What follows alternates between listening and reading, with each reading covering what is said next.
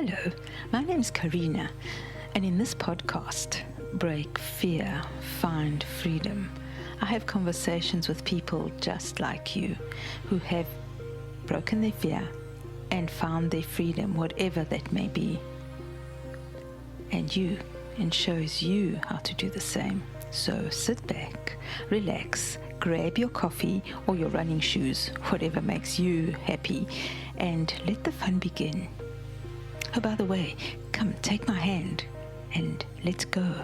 The door's opening now. Today I've got a very, very awesome guest, Dee Lee. And you are going to love Dee because she has some beautiful stories to tell and a very special story that we share.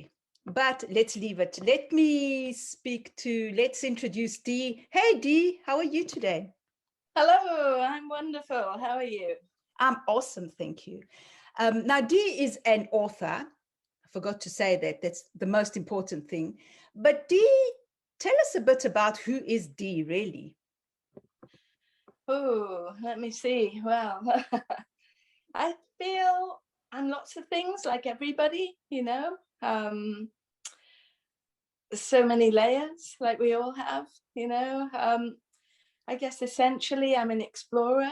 I love to explore life, explore places, explore people and learn. And what I learn, I like to share. So that's kind of what I'm trying to hone in on recently with my writing. So I'm kind of finally there doing some writing and hopefully share, and hopefully it'll do some good to share it with the world. That sounds very exciting. So Yeah. A whole lot of exploring. So with all the exploring, you must have come at some point where you found fear. And what happened when you did? And did you face it or did you run and hide?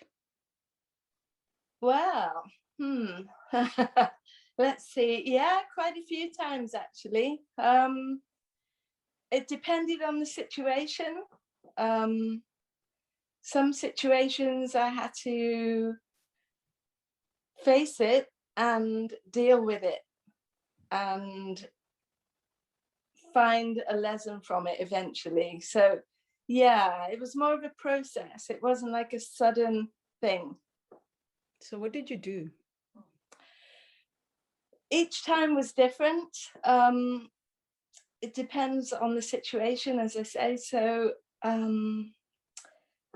well, in the last little story that I've written about my travels in Mexico, which ended up being detained in a detention center, I just tried to deal with it and tried to learn from it. And my thoughts at the time were, hopefully one day some good can come from this and I can shed some light on what's going on here.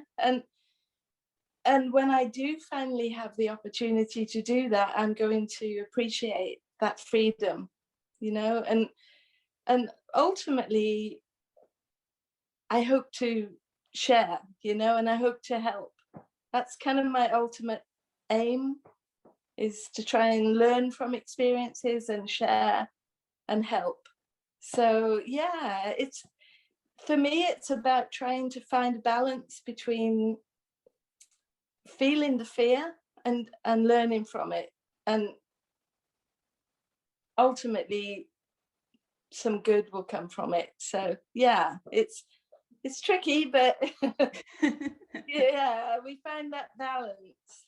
Well, that's very good. So you feel the fear, and how did you cope with this fear? Because I know that you've been through a whole lot. You've had so many adventures. So yeah, there's a lot happening, and there's a lot that you've experienced. So that means we have a lot of conversations in the future, which is pretty cool. Yeah.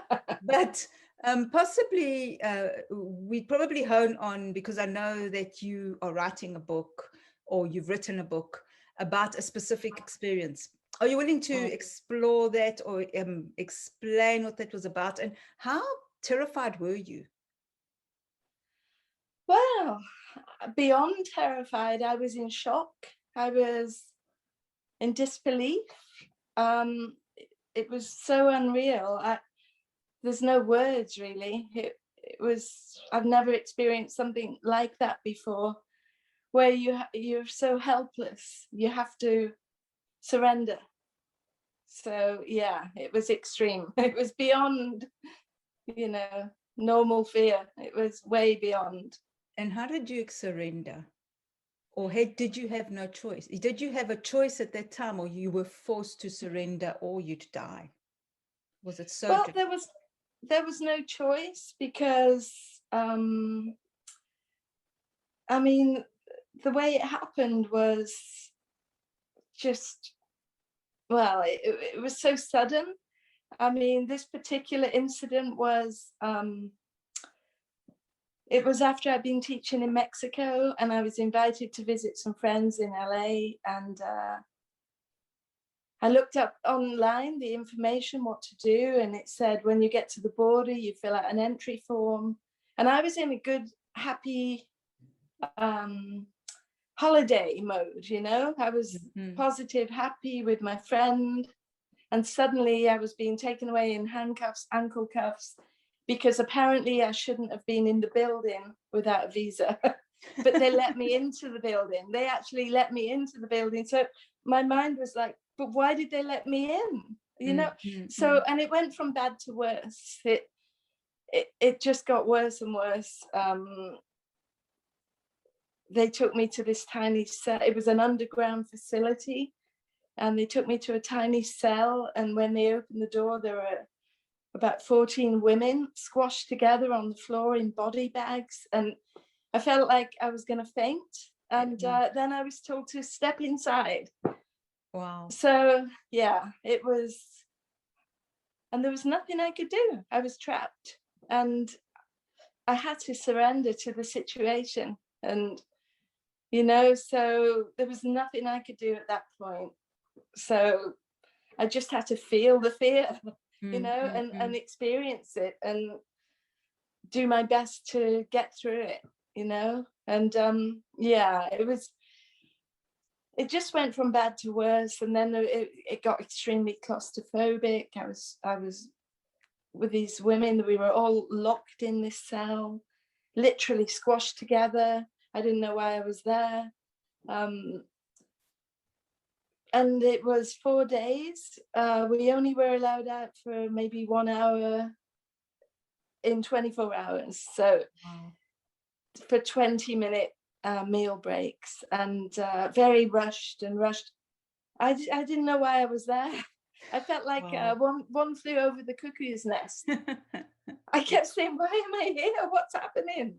Honestly. And then on, I think, the 3rd or the 4th day, I had like a panic attack, panic attack from the claustrophobia, because I was literally trapped. And but there was no release, and I just told myself, when I am out eventually, I'm going to focus on the things I do want to do in life. And the top thing was to write.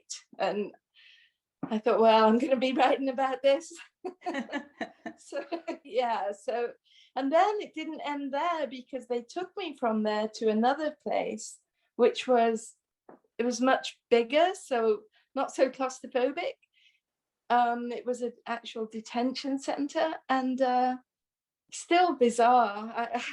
What am I doing here now? So God.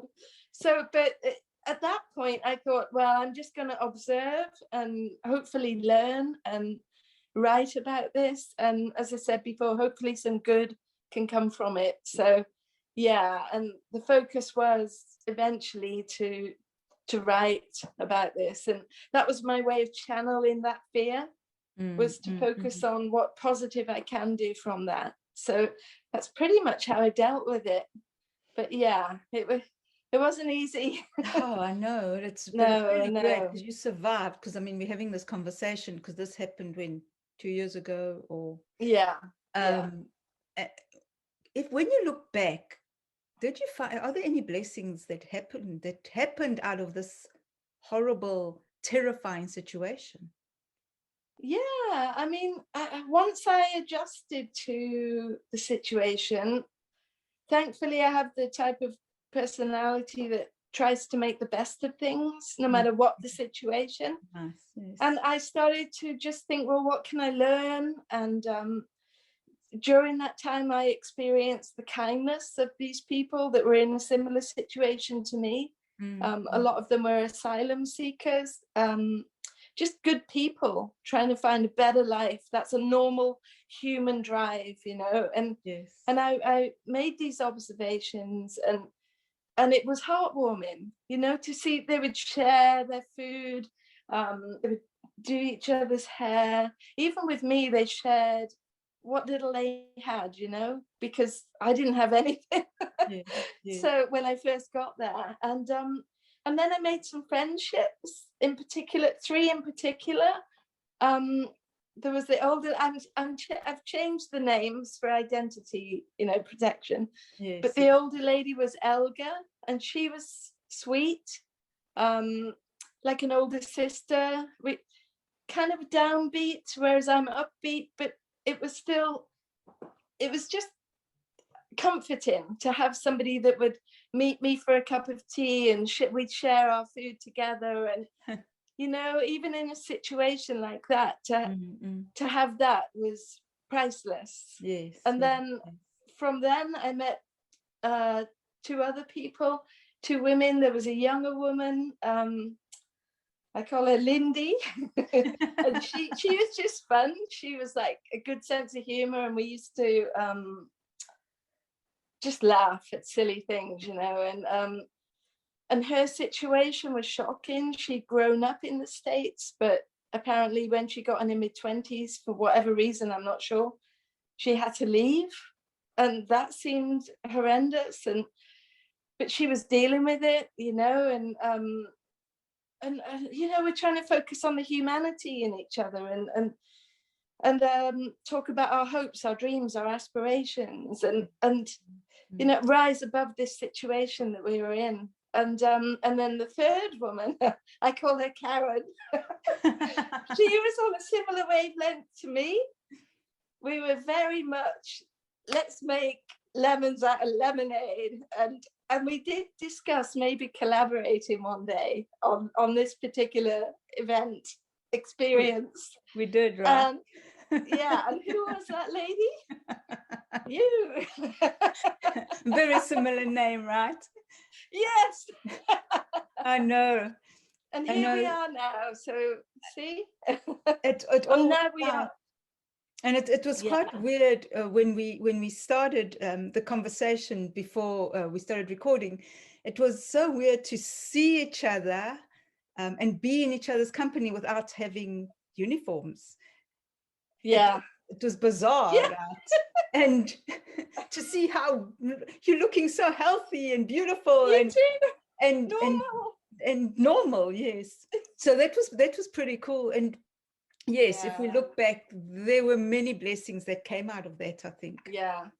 For me. And I think one of the best blessings was this relationship that we built on and sisterhood. Yeah, absolutely. Yeah, that was my. I at one point I realized it was worth the detour to meet these people, especially you and Lindy and Elga. It felt, I almost felt blessed to have met you, you know, so it made it worthwhile, you know. So I know that's the way the universe works sometimes. And it's so weird that it has to be so extreme. So I wonder what happened, that the universe was pushing us to such an extreme situation. What's going on, universe? Experience. I mean, I was a little bit bored before, but you know, it's a bit much. But I was like twiddling my thumbs. What shall I do? I'll go to Mexico and teach English. And, that'll be interesting. Little did you know, right? Marching in line in the uniform. Left, right, left, right. I know. Actually, it is funny if you think about it now. and all the Yeah. escapades and the things we did. If you think about that, taking money in like food out of the mess hall and Smuggling peanut butter sandwiches. Elga got caught once. and she was so indignant, remember? Yeah. Yeah. Oh. Yeah, that was extreme. Yeah, if you got caught, watch out. Oh my goodness. Yeah, what a strange experience that was. And the gym, and what was it? The like a dance class suddenly on a little TV screen, and I went there once with 3 other girls, and there was one guard just watching us, looking all fed up. And it was just wow. And the little exercise yard and the basketball. I know, right? And walking round and basketball. round and round. Oh my goodness, it was so bizarre. Yeah, and the walls and the barbed wire. What happened? Yeah, what? What's happening now? Honestly, it was surreal. It was so surreal. But yeah, but as I say, to meet you and the other 2 and the other ladies, I mean, yeah, that made it worthwhile, you know. And it's just amazing, really, what goes on in these places, you know, to actually experience it. And wow. So yeah, it was you were there a little longer than I was, I think, but I was there 3 weeks, so I was there 8 months. You had a longer dose. I did. Oh my. And when I first met you, I didn't know, I was completely confused, and I didn't know what was going on. And all I knew, somebody was telling me about, I have to get something from commissary. I didn't even know what that word meant. I was like, what is it? Where is it? How? And you were sitting near the commissary, whatever they're called, computers. And I was like, and I saw you were sitting there, and I thought, oh, I'll ask that lady. And I was so pleasantly surprised that you understood me. Yes. Because I've been trying to speak like terrible broken Spanish, like I know about 5 words, and you know, and help me. So I was like, oh my God, she understands me. So that was a nice surprise. And yeah, and then I didn't, well, at the time I didn't realize where you were from, and then I found out your story, and and then Elga, and yeah, it was a learning experience. I know that much. Yeah. So, and here we are, free. I know. Free in lockdown. No. One step closer to complete freedom. A step in the right direction. Right? Exactly. Yeah. We're getting there. I was just going to ask you about finding your freedom. Yeah. Well, it's in my living room. Yeah. Well, get in there. Yes. Well, I'm sure your bed is more comfortable, and it's much better than sleeping with 10 other ladies and 10 other ladies chattering away all night. Oh, God. Yes. Oh, yeah. It is. It's, I mean, since I came back, it was one thing after another, because my health took a dip with the fibromyalgia, and then there was the winter, the UK winter, which I dread, and then along came COVID. So, you know, I've been ducking and diving, but I've been trying to focus on the positives. Good. And I thought, this is the right time to focus on my writing. So, yeah. So, and that's it, really.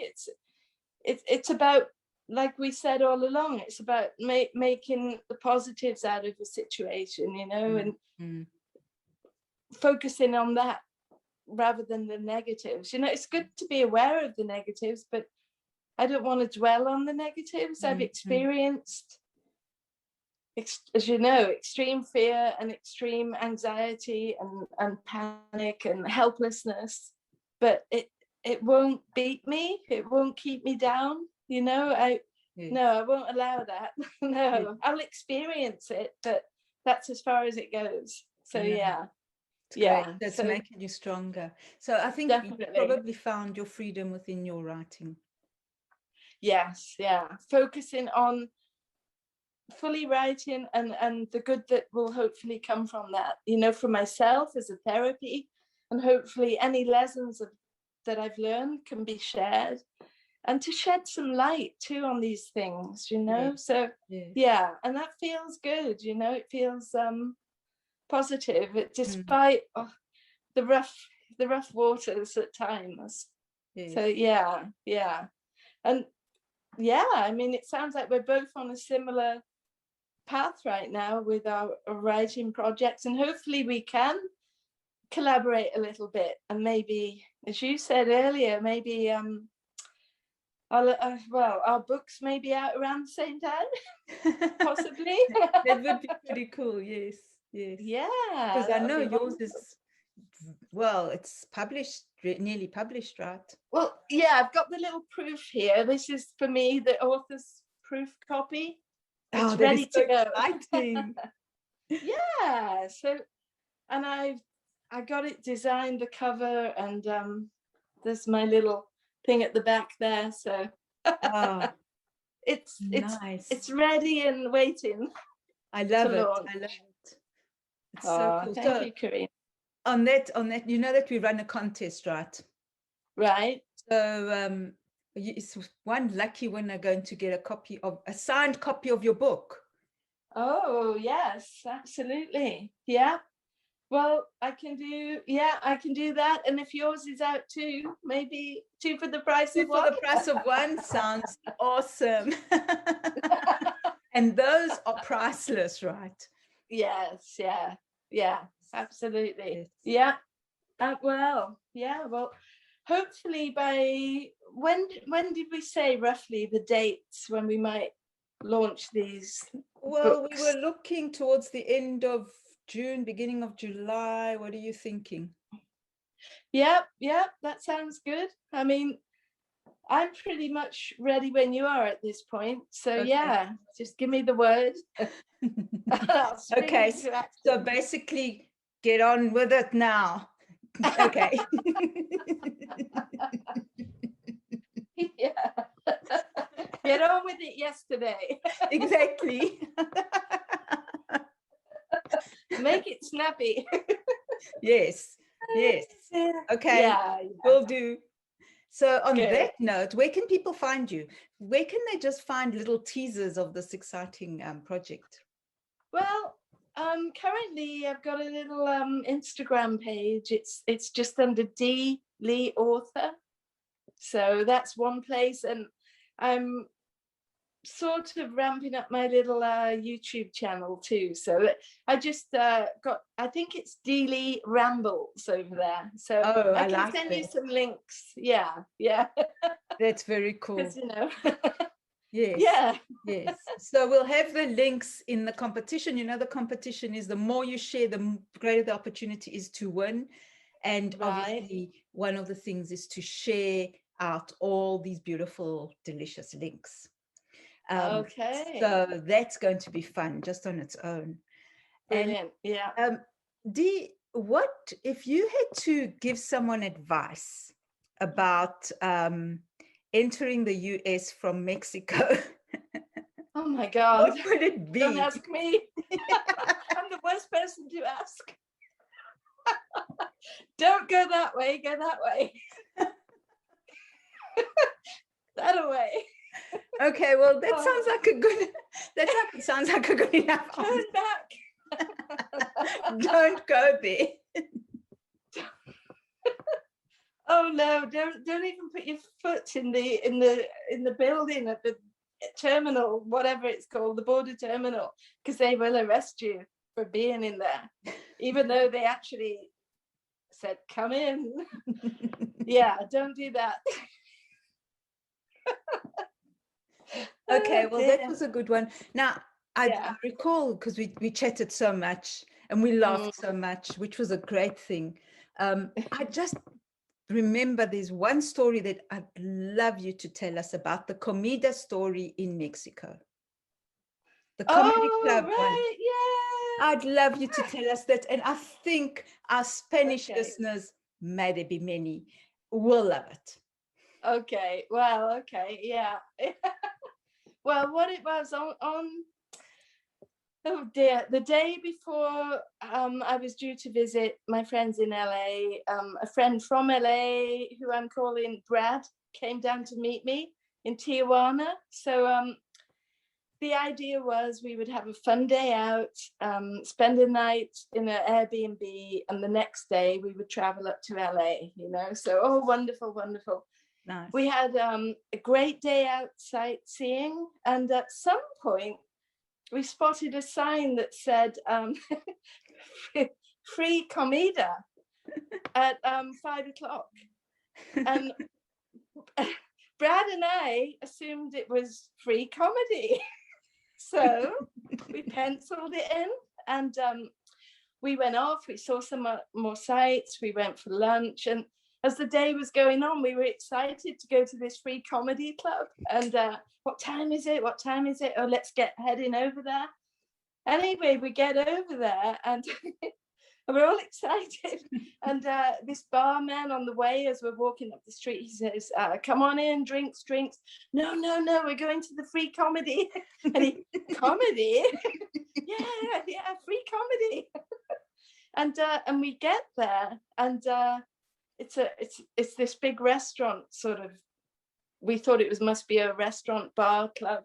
And we go inside, and both of us are like, where is the free comedy? And the guy there, he says, comedy? Yeah, it says free comedy, comida, 5:30. Oh, no, comida, it's food. Free food at 5:30. We're like, oh, yeah. Comida apparently in Spanish means food. Yes. And we're like, no comedy. You sure there's no comedy? No, only us two clowns, you know? So, yeah. And then we were a little bit cheeky, and we said, well, do you have some free food instead? Well, you were there, yeah, right? a little bit of vegan food. So yeah, what a day that was. Well, we learned something new that day. Comedy. So the moral of the story is you should know a little bit of Spanish when you go to Mexico. At least. Does help, yeah. Yes. don't never assume just because a word just because a word looks the same, it's a completely different word. True. We were so disappointed. We were really looking forward to that comedy. But oh well, never mind. The food was good. I love that story. It's such a cool story. Oh my goodness. Very good. So I want to ask you, so do you just tell us again where we can find you? Okay, so there's the Instagram, which is D_Lee_author. And there's the YouTube, which is Dee Lee Rambles. So those are the two main places right now. So hopefully you can find me okay. Yeah. I'll send some links at some point. Yes. There'll be links at the bottom, and of course links in the contest. So share as much as you can so that you can win this awesome book. Oh, it's signed. That just makes it even better. Yes, I will sign it, and hopefully your book will be out too at the same time. Yes, so that'll be awesome. A 2-for-1. Very good. Yeah, Very good. free comedy. Oh dear. Yeah. I love that story. Before we go, Dee, I'd like to ask you, what change do you want to be in the world? Pardon? Which what? Sorry? What change do you want to be in the world? Change. My little bit of change I hope to be is to share more just compassion. That's in my heart of hearts, compassion. Because I think if everybody has compassion, this world will be a much better place. And that's where I'm at, really, ultimately. Well, that's so good. I'm striving. I do my little bit, I chip away, and I do my ups and downs, but I try and keep that balance. That yes. to not succumb to these negative forces or energies, and because that won't help. No. So yeah, that's what I keep paddling on. Yeah. Well, paddling on that wave. That's the only thing we can do. So if one day we're good, good, okay, then the next day we wake up and we start again. But I suppose that's all part of the fun of life. That's right. Yeah, absolutely. And I just see it as waves, and there's rough bits, there's calm bits, but I try and keep my heart centered on compassion. That's where I feel where I'm at ultimately. And it doesn't matter ups and downs, you can't really take that away because it's in there. So yeah. Yes. Yeah, that's pretty much where I'm at. So yeah, and I hope I can do my little bit somehow to help. So as the world has helped me in ways, I hopefully can do something back. So yes. So and I'm sure people will learn a lot from your books and especially your new book coming out. I hope so. And that will, you can impact so many people just by that and showing your compassion. So that's pretty awesome on its own. Oh, thank you, Carina. I hope so. Yeah. Yeah. We'll get that on my comedy. My bad comedy. Oh, yeah. We do what we can. Exactly. That's the only thing we can. We're all human, and that's the fun part. So yes. Is there anything you'd like to tell our listeners? I don't know. I see. Just to try and learn from life, really. And it can give you a sense of empowerment to focus on lessons, the trials and errors, to try and gain from them rather than be beaten by them. Just and keep afloat, and hopefully if a person can do that, nothing will really get them down because it's within, that strength. So yes. That's what I would say. Try and learn from life and focus on the lessons and do your little bit, really. Each do our little bit, and and help each other when we can. And we're all in this together, Yeah, that's true. Yeah. One last question. How did this experience change you? Change me. Or did it? I'm not sure that anything changes me. I mean, I learn and I try and learn from things, and I try and work on that. Whatever I've learned, I'll try and focus on developing whatever the lesson is. But I think my essence doesn't change. That's sealed tight. My essence is always the same. And I believe, as I say, it's love, compassion. And I do believe in humanity, despite its flaws. We're all flawed, but no, I think no major change, and I feel that's a good thing. Yes. Yeah. I love it. So I think on the note of humanity and believing in humanity and the knowledge that everyone's good, right? And the knowledge that love and compassion can change the world, right? If we all just a little bit and just help each other, hold each other up, we can change the world together. Yeah. Anything else you want to add to that? Not really, except for the world is what we make it. It truly is. And just don't forget that. Yeah. Yes. I love that. That's perfect way to end this conversation. Thank you so much. It's been an honor to have you, and it's been so cool to connect again after this, and to connect on a different level, or maybe not really, maybe just a different environment, but but the connection's always there. So I thank you so much. Oh. I wish you the best of luck with your book, and I'm really excited to do this double launch. I think it's going to be awesome. Me too, Carina. Well, thank you so much for having me too, and it's wonderful to see you again. And more power to us. We're good people, and we're going to do good things. Exactly. So, love it. Thank you, Carina. Thank you, Dee. Thank you, everybody, for listening. And goodbye. We'll see you soon. And remember to enter the contest so you can win these awesome books. You want them, believe me. Thank you. Yes, you do.